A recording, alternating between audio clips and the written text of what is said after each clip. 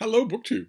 What better way to get the slightly resinous stench of excessive dude bro content from yesterday out of our noses better than to do a mail haul, a nice big mail haul. Let's do that. There are quite a few boxes, quite a few packages, and a periodical that reached me barely.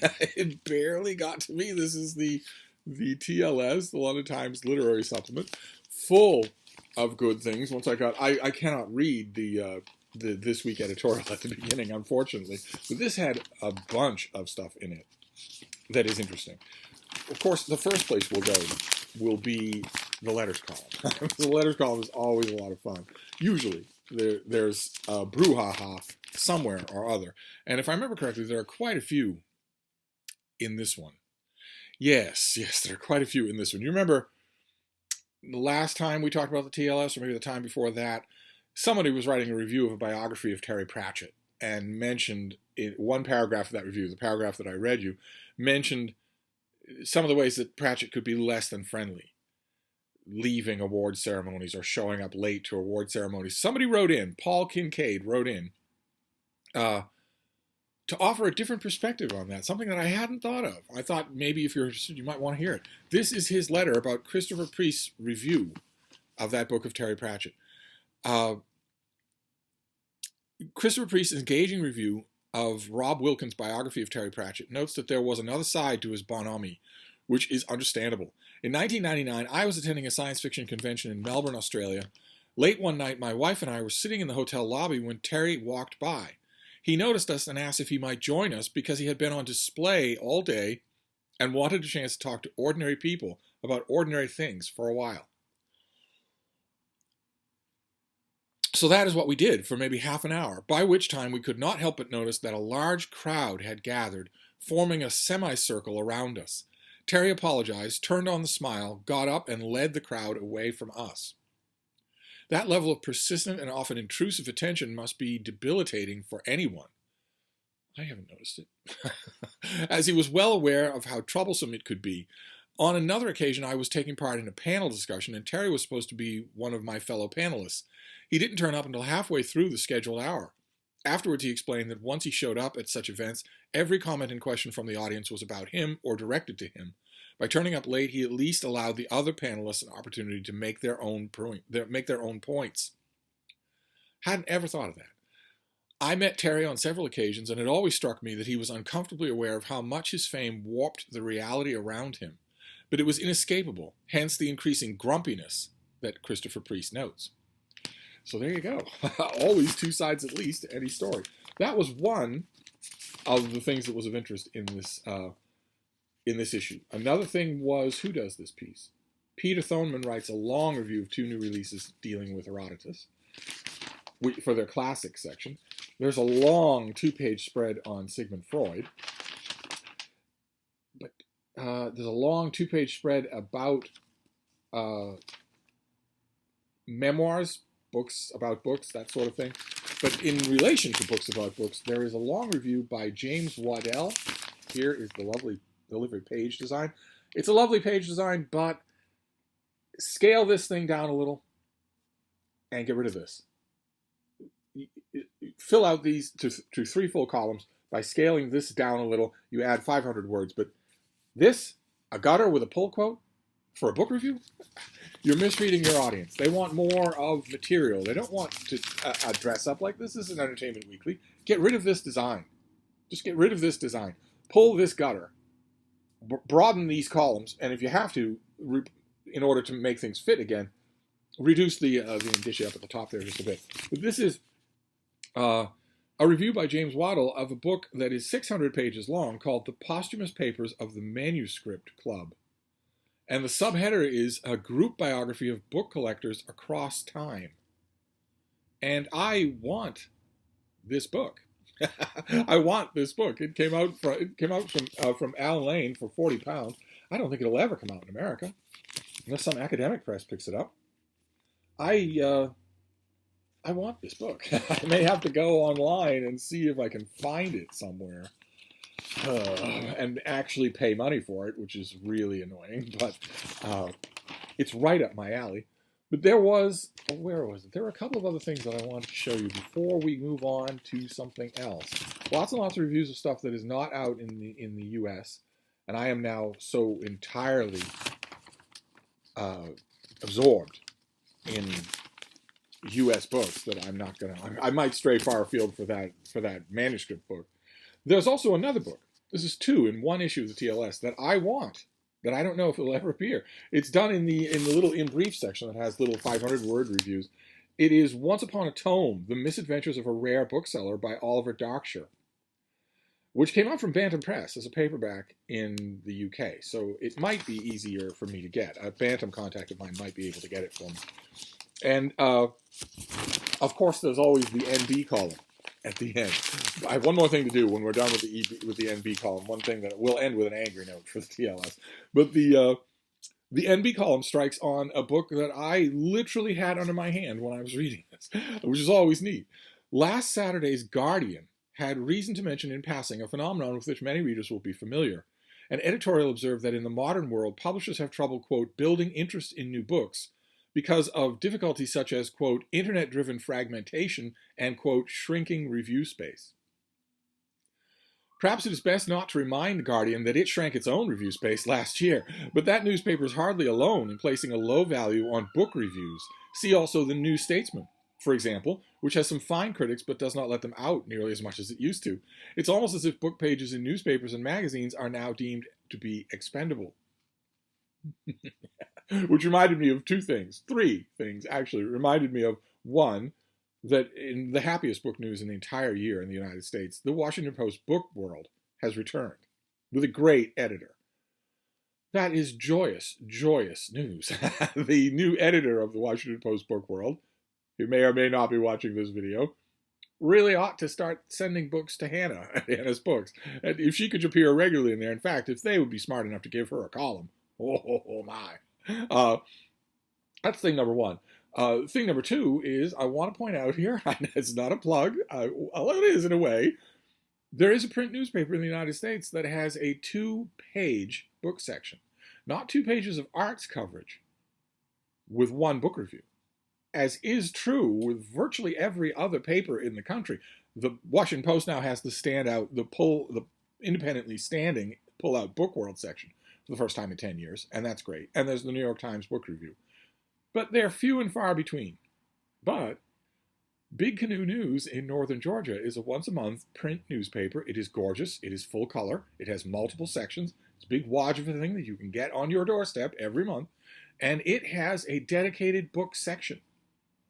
There's plenty of other stuff on arts, local authors, local events, that sort of thing. But in addition to that, it has a non-local, 2 full-page open spread book section. And I'm the editor of that section. So I just want to point out, it's not entirely dying. But of course, the third thing that I wanted to mention when the piece mentions that newspapers view book coverage as expendable, I of course thought back to the bad old days, which were also good old days in my previous incarnation as a book editor, a book reviewer, a book journalist of one kind, a book columnist, which is that I was constantly fighting for space with the sports department, which, if you know the American Midwest, that's a losing fight. You're always going to lose.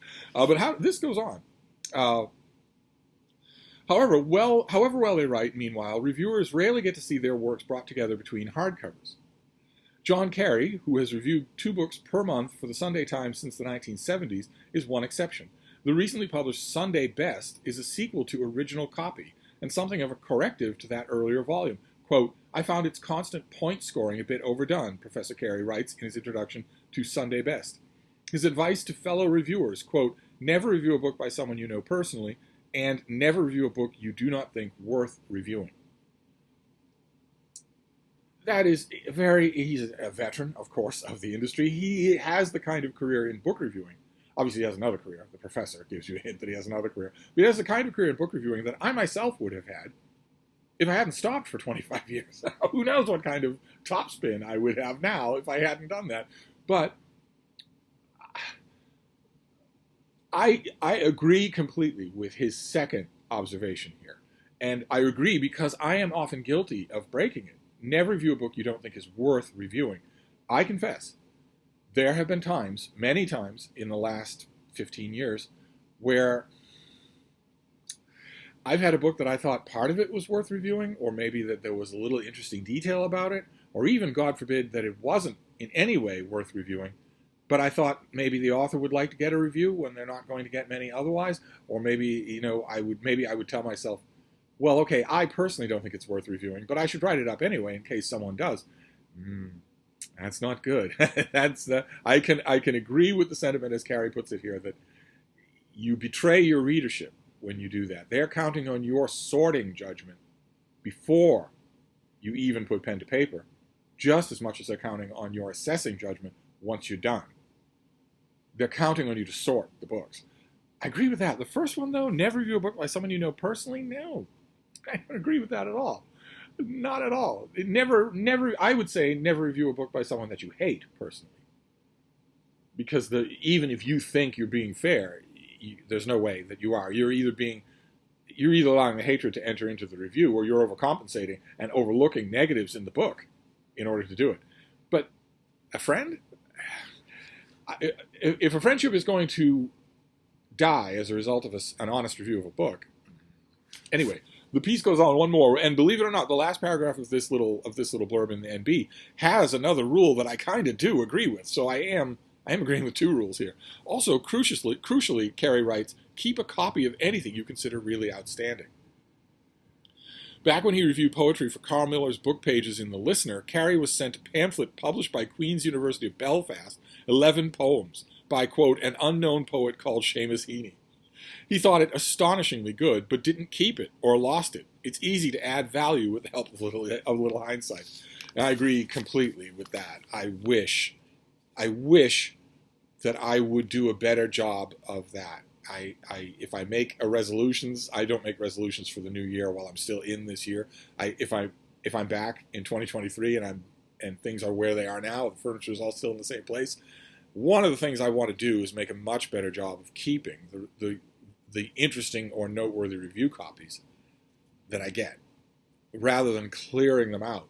The problem that I always tell myself is that, I don't have enough space.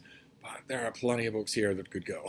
Plenty of them. And the reason this struck out to me is because I'm reading this. I'm reading that book. And I'm a good way through and really, really enjoying it. Really, really enjoying it. And that would have made this little piece in NB jump out anyway for me. But of course it jumps out even more now because I'm about to have a book of reviews. As you might have seen my announcement video. I'll make another announcement video because a lot of people don't watch every single video. But Alex Sorondo at the YouTube channel View from the Bar is making a book of reviews of mine, all about the U.S. presidency, U.S. government, U.S. governing, that sort of thing. It's called The Books of Power. That's our working title. There's a crowdfunder for it. I'll leave a link to the crowdfunder down below. I always forget to do that. Alex tells me that there is interest. The crowdfunding is going well. That's wonderful to hear. And I'm still getting used to the idea that if this project actually goes through all the way to the end, all the way to the Amazon marketplace, then I will be a published author of a collection of book reviews.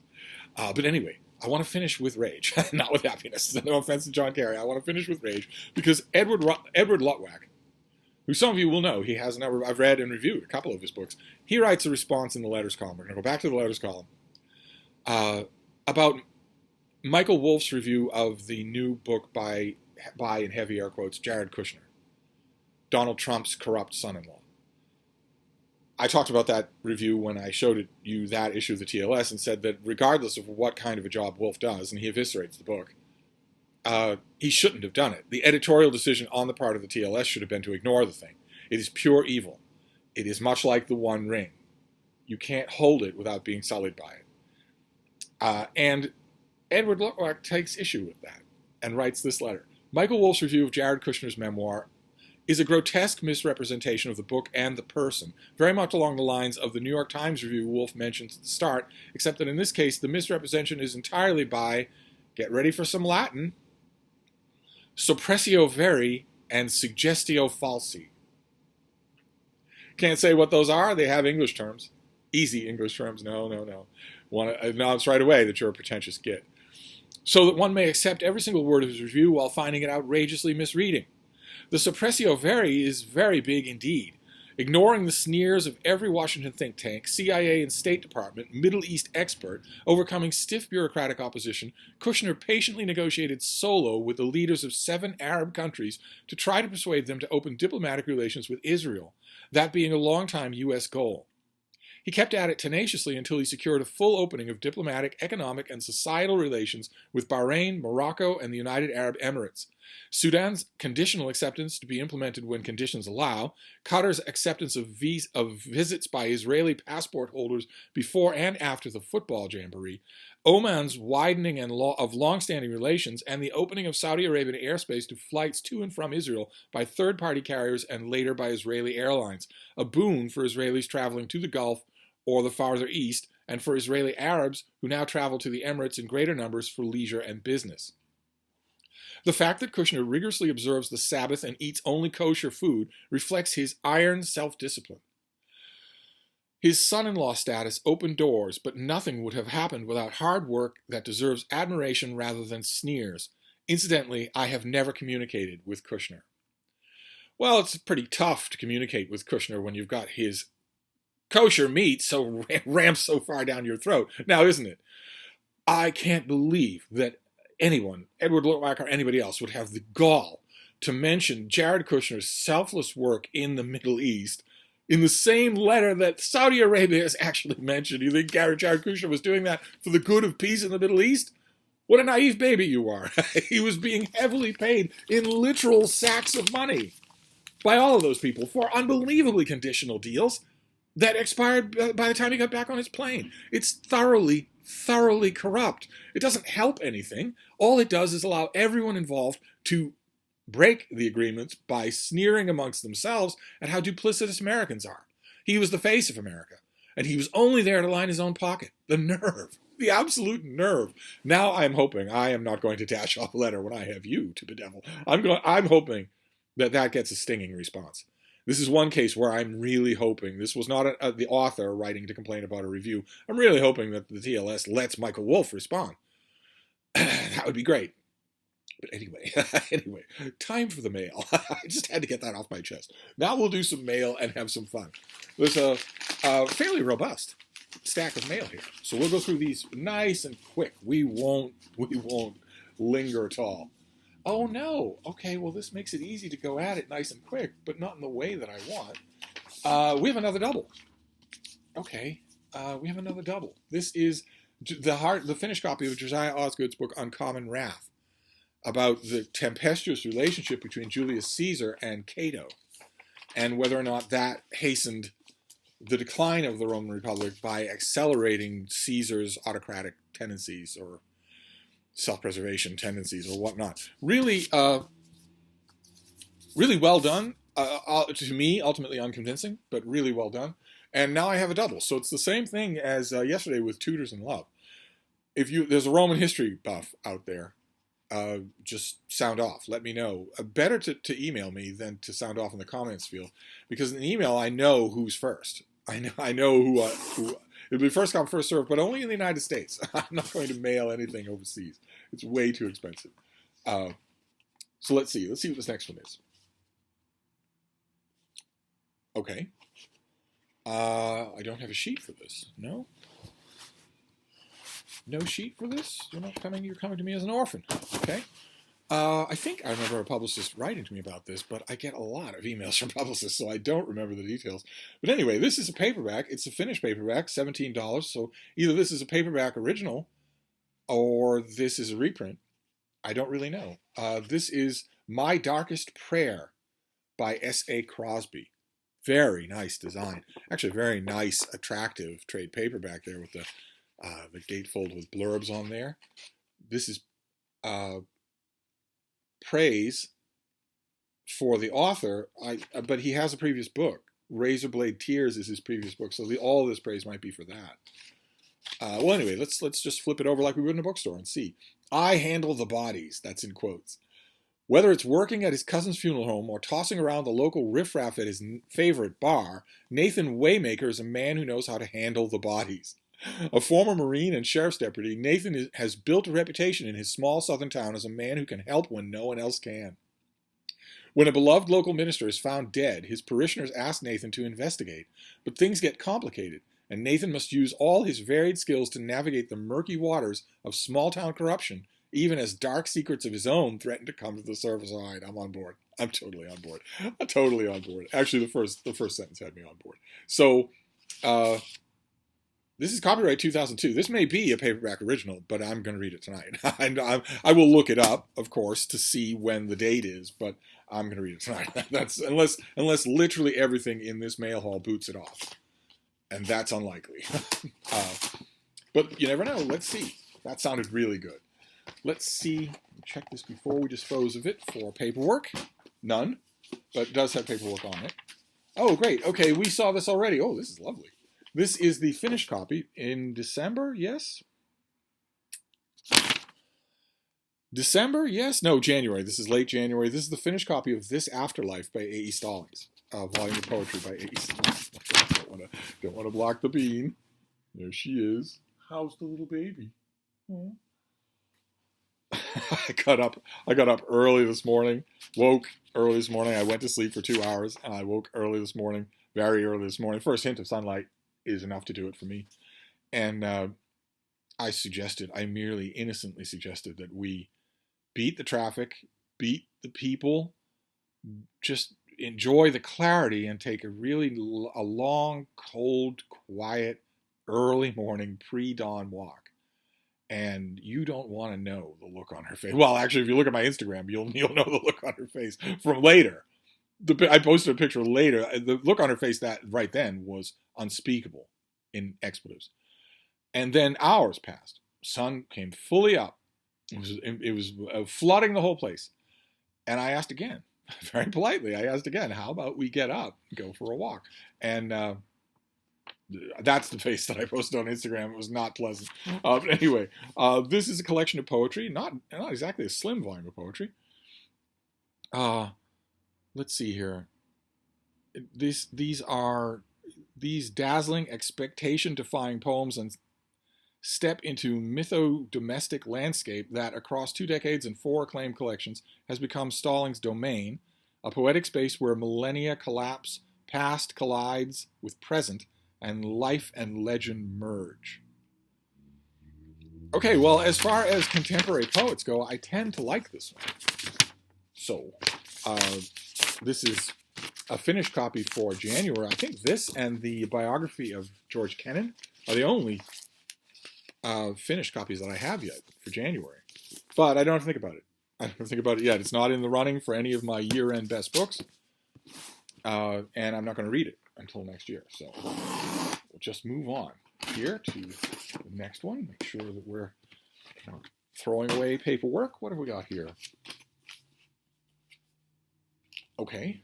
No sheet in this. Didn't request it. Don't know anything about it. Let's find out together. This is a novel called Winterland by Ray Meadows.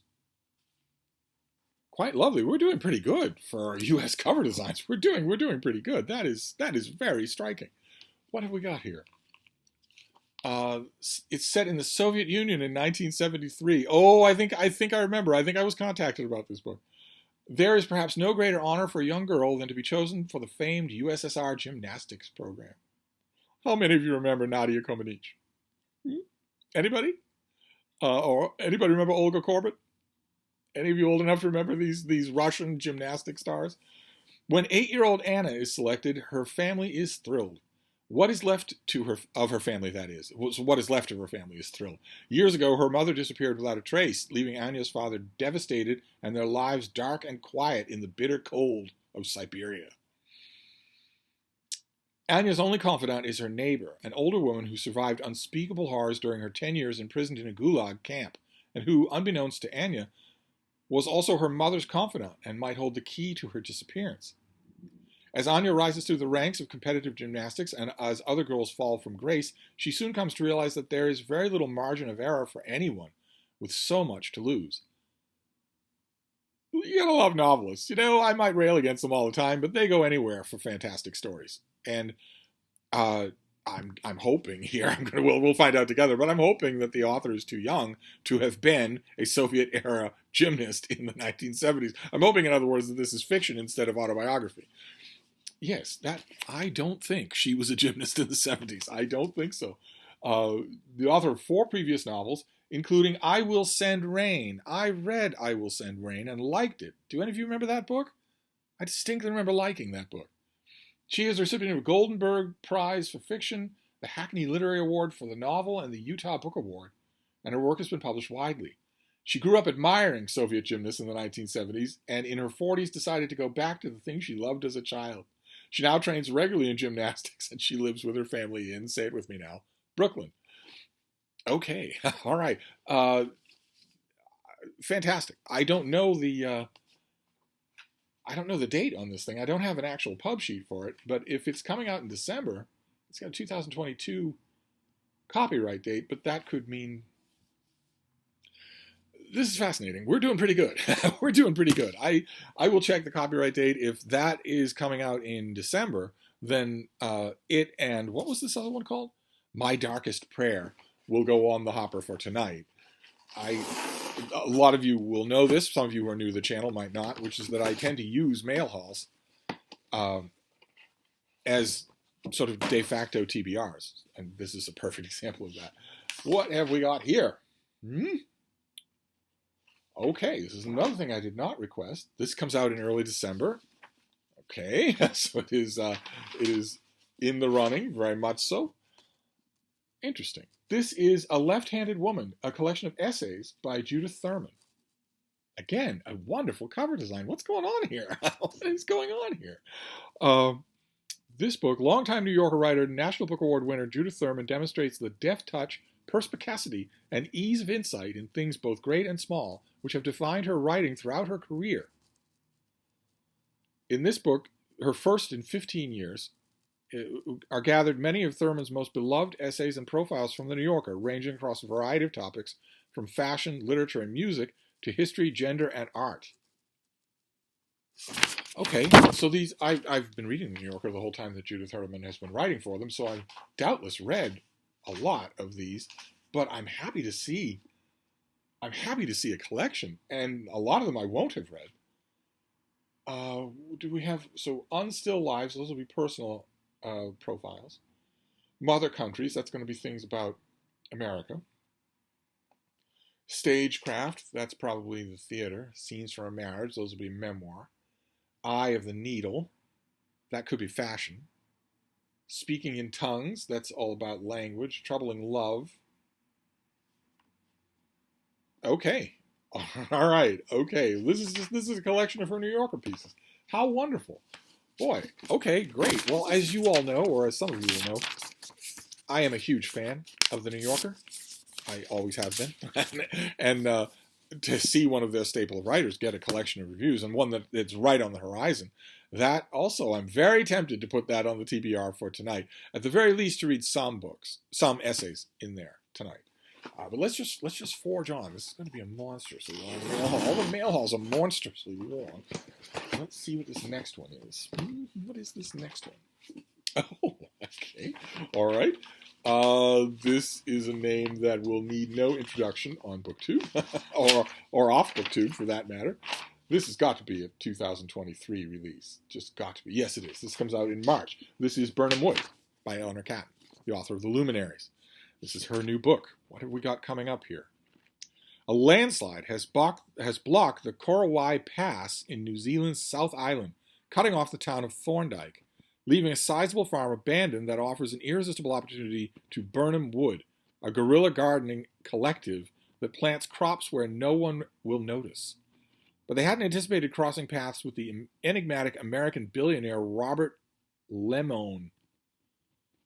Lemoine, Lemoine, probably, but Lemon, it can't be far from association there, who also has an interest in the place. Can they trust him? And as their ideals and ideologies are tested, can they trust each other? This book is an immersive social novel inspired by the Occupy generation from Eleanor Catton, who bursts on the scene at the age of 28 as the youngest recipient of the Booker Prize with The Luminaries, which Kirsty Gunn, writing for The Guardian, dubbed the consummate literary page-turner. Taking both its title and its inspiration from Macbeth, Birnam Wood is part climate novel, study of human relations, satire, and harrowing thriller.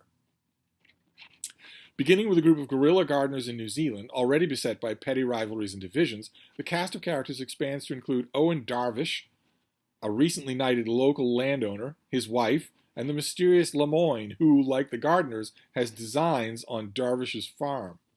As their missions slowly begin to collide, irreversible decisions must be made that come to a head in the book's explosive conclusion.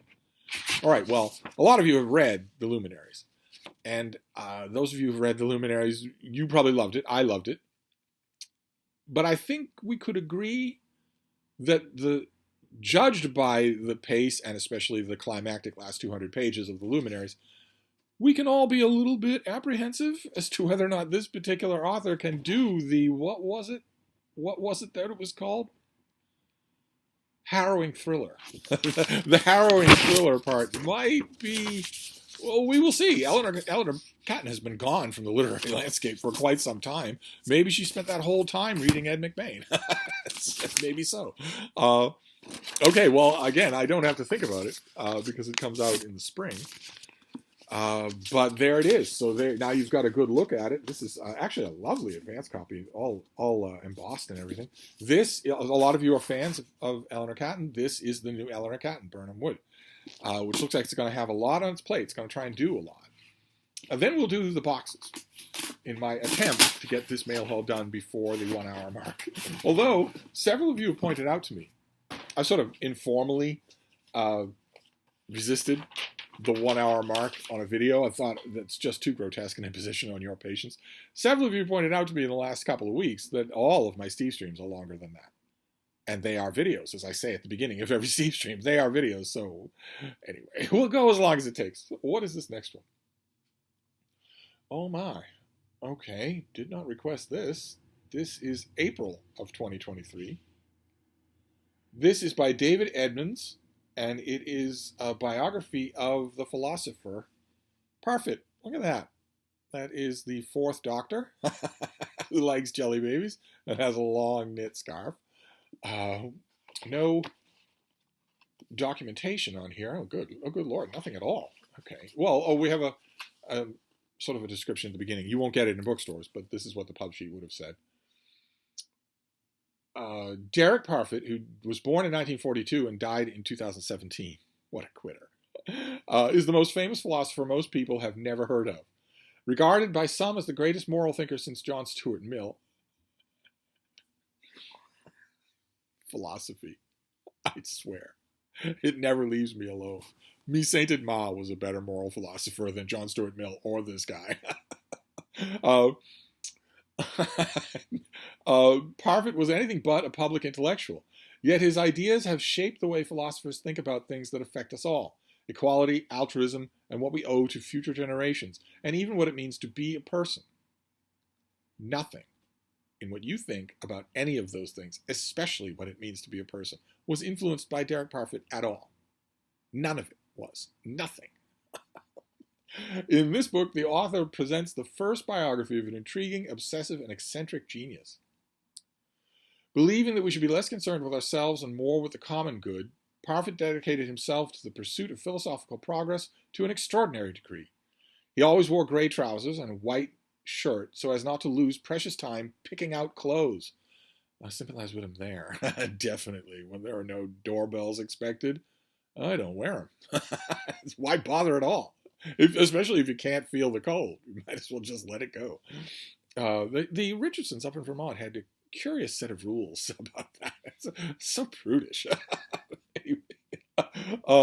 He varied his diet as little as possible, and he had only one serious non-philosophical interest: taking photos of Oxford, Venice, and St. Petersburg. Not a bad interest. In the latter half of his life, he single-mindedly devoted himself to a desperate attempt to rescue secular morality without God, by arguing that it has an objective, rational basis.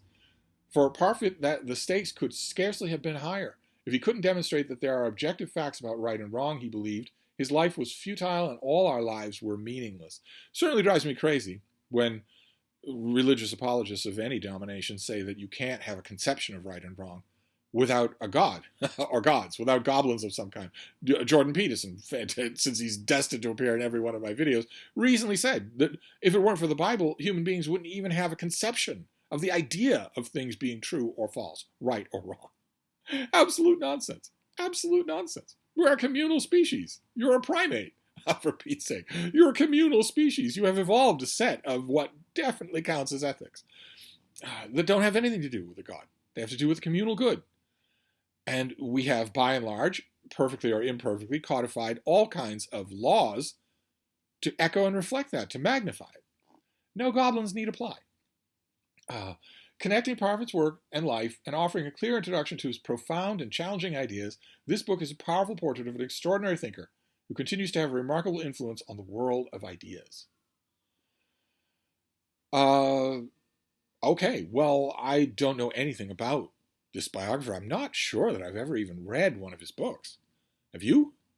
I imagine some of you have. I'm not sure that I've ever encountered the products of this man's work. So, it'll be interesting to do so in the new year. This is a long way off. But if one of you is familiar with this person, familiar with his works, really interested in a biography of his, maybe want an advance copy months and months early, if you're willing to try your hand at writing a review of this book, I will gladly send you this book. I can wait for the finished copy.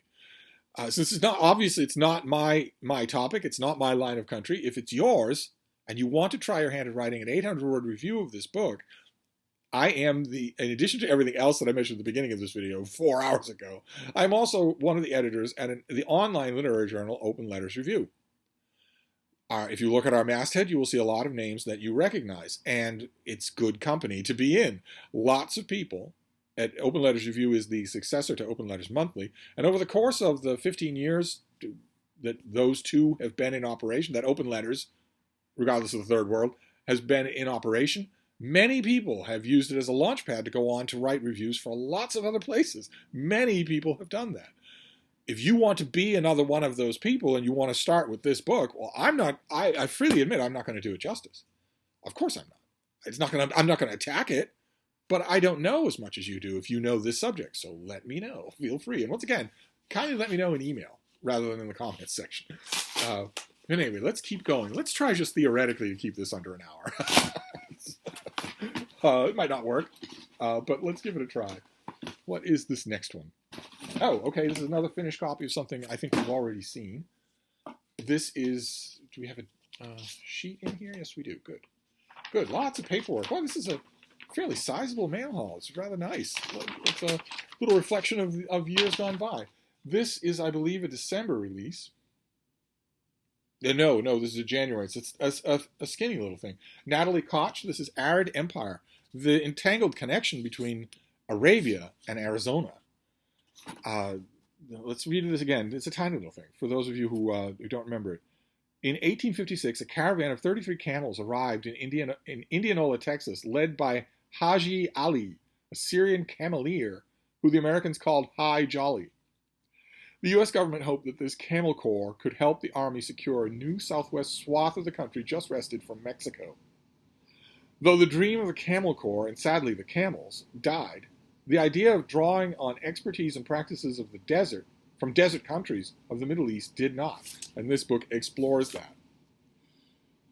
And the author, okay, well, the nice thing about having a finished copy is that you get to see what the author looks like. She's very young. Good for her to have a book like this.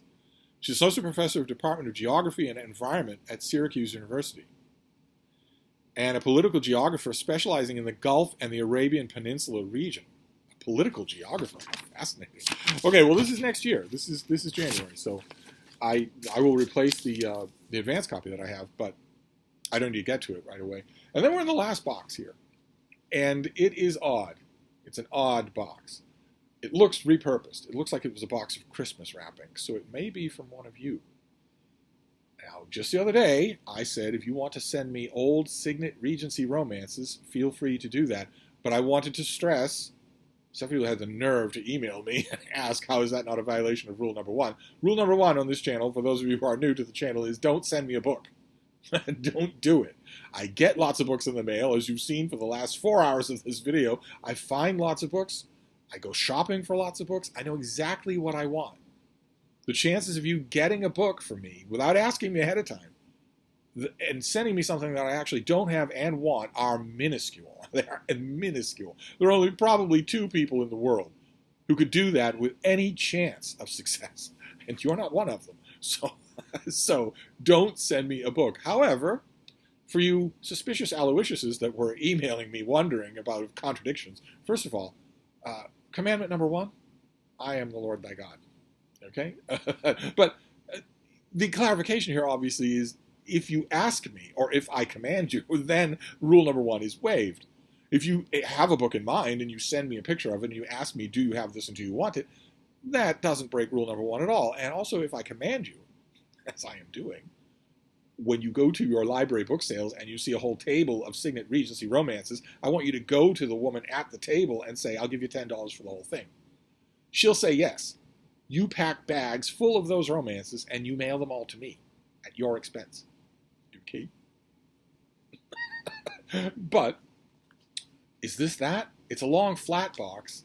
So if it's books, they're all very cleverly arranged. Let's take a look.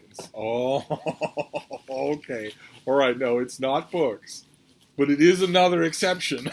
Rule number 1 applies to books. Do not send me books. Unless, A, you clear it with me ahead of time. B, I request it. Or C, it's an ebook. You can send as many ebooks as you want. But there's another rule. So there's another rule on this channel about mailing things. And that is that you can mail me your old tech.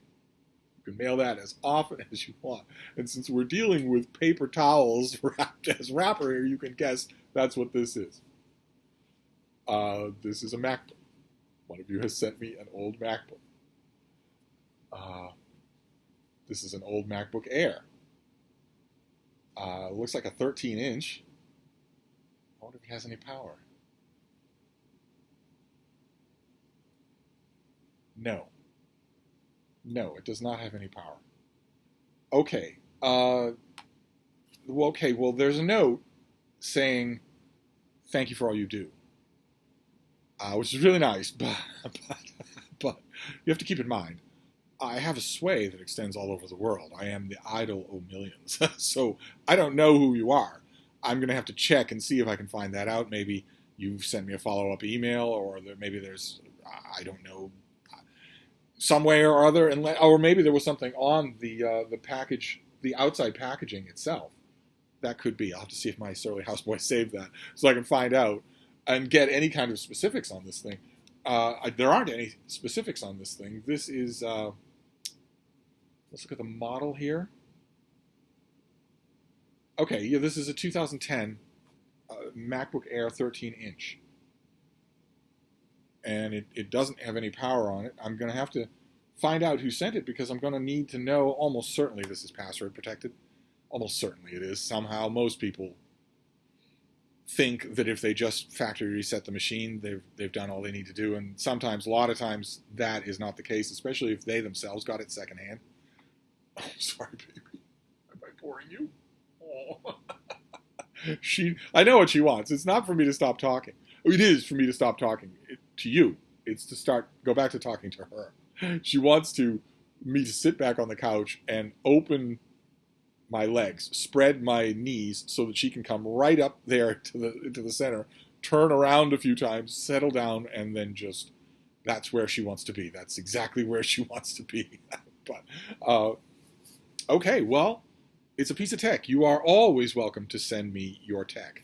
These 13-inch MacBooks are from 2009, 2010, 2011, are real workhorses. They are really, really good devices. You've got the I forget how many prongs the power is, but you've got all sorts of great ports on either side. That's fantastic. Even an SD card, that is great. You don't get that in later MacBooks at all. You don't get that. I have a late MacBook. I think it's from 2019, something like that. Relatively recent. One of the latest pieces of technology that I have. It is sleek and beautiful and fast and smooth, but it has virtually no ports of any kind. Apple decided, well, no, the luxury of having all kinds of ports and connectings and whatnot, we'll save that for the MacBook Pro. When you're getting MacBook Air in the new iteration, the new mind frame, when you're getting a MacBook Air, you're getting a very slimmed down experience of the MacBook. It's mainly meant as a netbook, and all the rest of this kind of stuff is reserved for the MacBook Pro. I only have one MacBook Pro. This looks like it could have potential. I will power it up and fiddle around with it, and really hope that it isn't password protected. I don't want it to be password protected at any point, anywhere up in the trees of its logic board. I don't want it to be protected at any point. And oftentimes, institutional administrative protections will survive a factory reset if they're way up in the innards of the machine. And you might not, but I always end up wanting to make some sort of change that needs permission at that level, and I get denied. And then you have to sort of fall back and say, all right, well, so it can't do this. No matter what else it can do, it can't do this. And that's a little depressing. I actually I have a ton of tech, and I actually started taking little Post-it notes and writing out, here's the fine print of this machine. Here's why it's in this cabinet instead of in use. The most heartbreaking thing, I say I have one MacBook Pro. The most heartbreaking thing is that I have a second MacBook Pro that is in absolutely pristine condition. It's 10 years old, but they also are workhorses. Nothing wrong with getting a 10-year-old machine. And it is admin blocked from the opening screen. You power it on, and the first thing that comes up is, login and password, which I don't know. The original seller doesn't know it. Very frustrating. That thing's just sitting there, waiting in case there's a way that some sort of tech head can get around that. That's the only reason I haven't got rid of it, because it's no use to me. It's a gigantic paperweight. But somebody might be able to coerce the machine into ignoring that. I don't know how you would do it. You don't have any control of anything until that screen pops up. If this is the same way, that's going to be heartbreaking. But maybe if you're watching and you sent it, let me know. Anyway, that is the mail. That is a huge amount of mail, a gigantically long video. We have Arid Empire. We have Parfit, his first biography. We have the new Eleanor Catton, Burnham Wood. We have A Left-Handed Woman, a collection of Judith Thurman essays from the New Yorker. We have Winterland, a novel about Russian gymnasts in the 1970s. We have This Afterlife by the classicist and translator A.E. Stallings. We have My Darkest Prayer by S.A. Cosby. And we have a double of Uncommon Wrath about Caesar and Cato. So feel free to get in touch with me about both the Parfit book, if you want to review it, and the Uncommon Wrath double, if you want me to mail it to you. And in addition to all that, a new MacBook to play around with. I will devote an hour to that right now. But anyway, almost an hour. I'm going to wrap this mail haul up at long last. But I will be back. Thank you, BookTube.